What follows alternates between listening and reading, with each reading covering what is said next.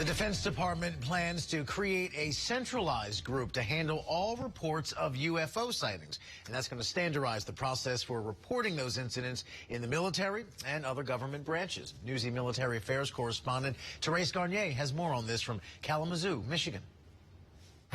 The Department of Defense has created a centralized group to handle any reports of UFO sightings, or what the military calls Unidentifiable Aerial Phenomenon, or UAP. And this is due to concerns that they may be a threat to national security.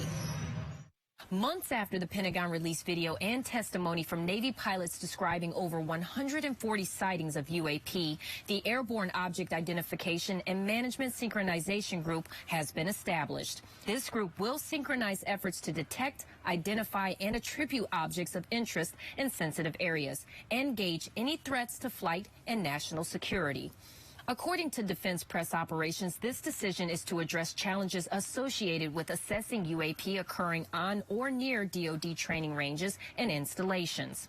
Places like this museum in Kalamazoo, Michigan showcase what other life forms we may eventually be contacted by. We are in the Air Zoo's space area, so we really focus on the history of space, but also the future of space. And I'm right now inside of an exhibit called Alien Worlds and Androids. It's all about how we robotically explore our own solar system and how we're finding exoplanets around stars in our local solar neighborhood.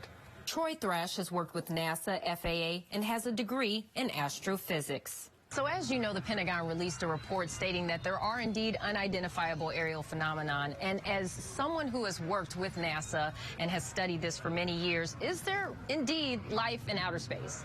Thinking about the idea that there are billions of galaxies in this universe and billions of stars in each galaxy, it is really difficult for me to think that we really are alone. There are going to be billions and billions of planets and some form of life, I strongly feel, is out there. Deputy Defense Secretary Kathleen Hicks has directed the Office of the Undersecretary of Defense for Intelligence and Security to develop a plan that includes establishing procedures to synchronize collection, reporting, and analysis on the UAP problem, and to establish recommendations for securing military test and training ranges, identify requirements for the establishment and operation of new activity, and coordinate with the principal staff assistants, the chairman of the Joint Chiefs of Staff, the secretaries of the military departments, and other relevant interagency partners. Most importantly, Hicks wants the group to have reports on any unidentifiable aerial phenomenon within 2 weeks